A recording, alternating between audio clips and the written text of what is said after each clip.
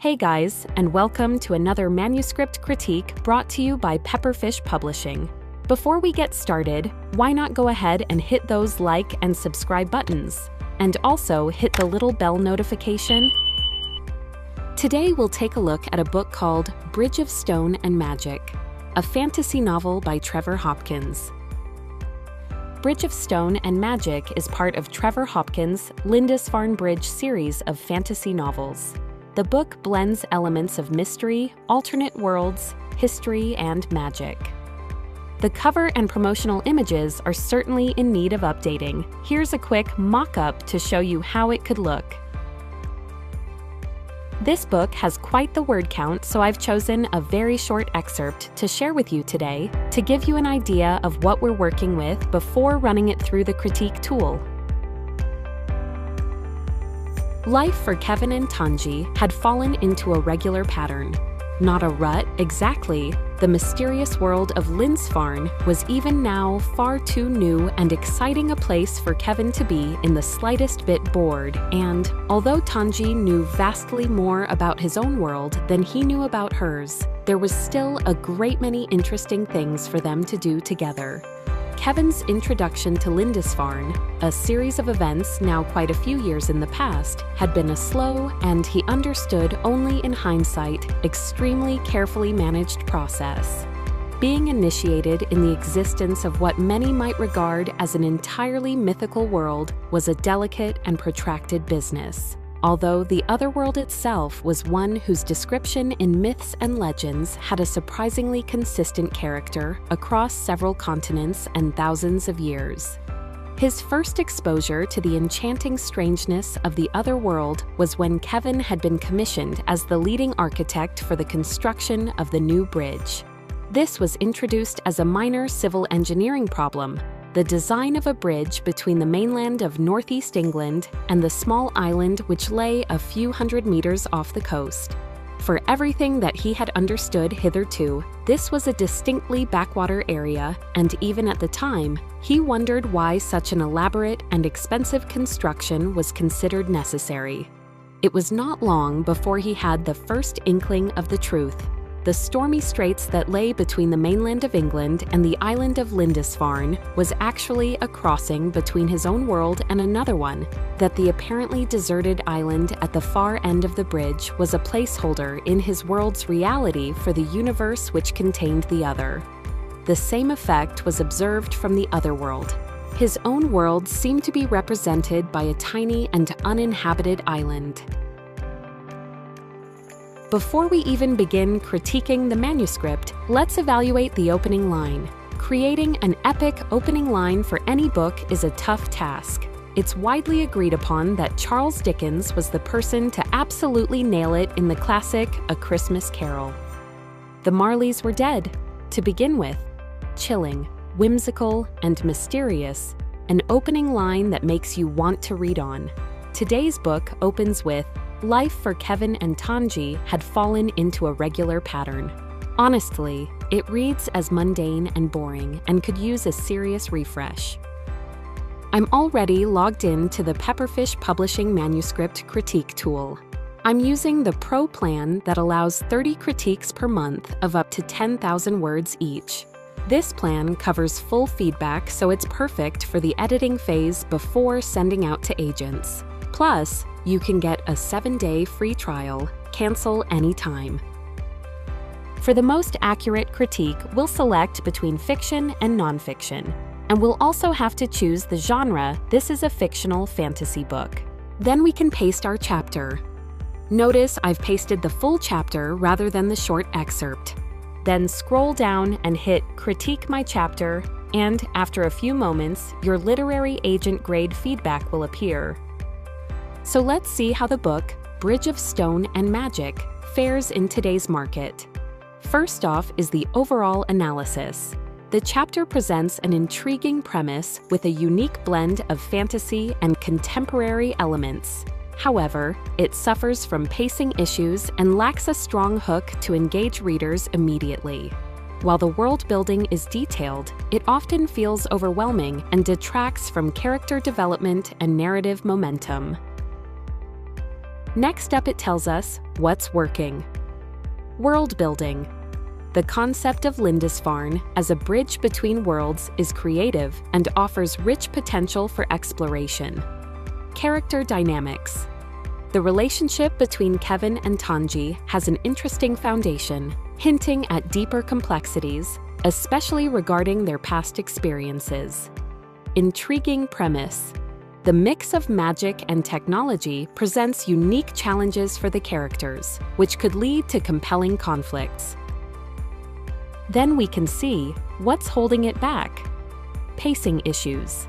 The narrative is bogged down by extensive exposition, particularly about the mechanics of magic and the worlds, which slows the story's momentum.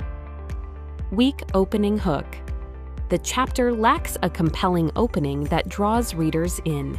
It takes too long to establish stakes and conflict. Character depth. While Kevin and Tanji are introduced, their personalities and motivations could be more vividly portrayed to enhance reader connection. Scrolling down, Section 4 covers pacing and structure.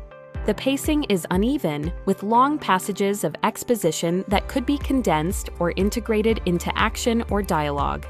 The structure feels somewhat traditional and linear, which may not effectively engage readers looking for dynamic storytelling. The introduction of Brett, a character introduced later in the chapter, feels abrupt and lacks sufficient build-up to create tension. Then we move on to character and voice. Kevin's voice comes across as somewhat generic, lacking distinctiveness that sets him apart in a crowded genre. Tanji's character, while intriguing, is underdeveloped in this chapter. The narrative voice is informative, but can feel overly expository, which detracts from emotional engagement. Next up is Section 6, the market and positioning notes. These tell us if your book is in the correct genre and how it will fit into a crowded market. The manuscript has potential appeal to fans of contemporary fantasy, particularly those interested in intricate world building.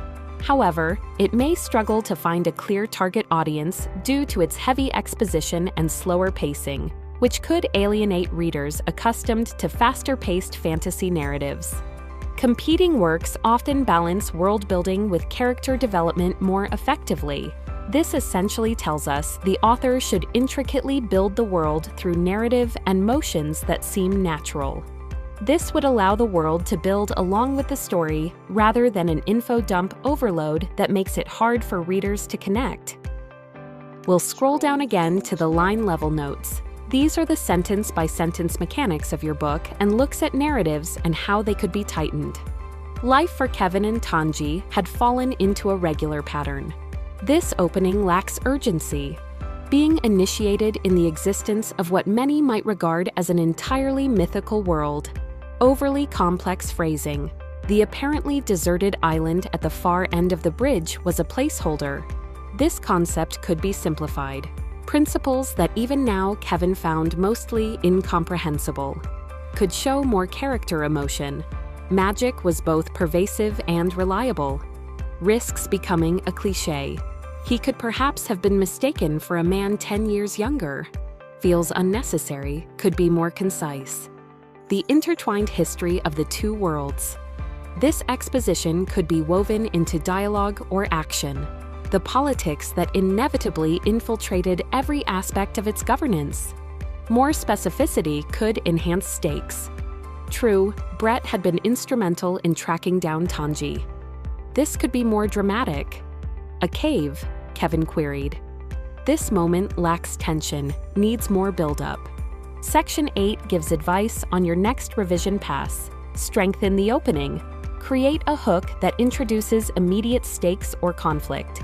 Condense exposition. Streamline world-building details to maintain pacing and integrate them into dialogue or action. Enhance character depth. Develop Kevin and Tanji's personalities and motivations more vividly. Increase tension. Build suspense around Brett's arrival and the implications of his request. Refine dialogue. Make character exchanges more dynamic and revealing of their personalities and relationships. Clarify stakes.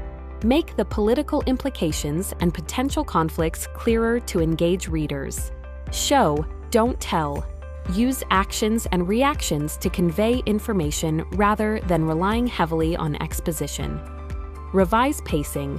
Assess the flow of the chapter to ensure it maintains reader interest throughout. Solicit feedback. Consider beta readers to gauge engagement and clarity before finalizing the revision. And finally, we'll move down to your manuscript readiness score. The manuscript readiness score for this book is 60%.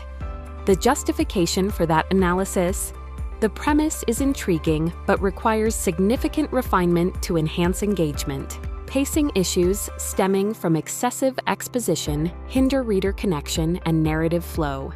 Character development is insufficient to create emotional investment. The opening lacks a compelling hook, which is critical for market viability in the fantasy genre. Your recommended highest leverage fix: condense exposition and integrate world-building elements into character interactions to maintain pacing and enhance reader engagement. I've put a link to today's book, Bridge of Stone and Magic by Trevor Hopkins, in the description so you can read as a free PDF download if you're interested.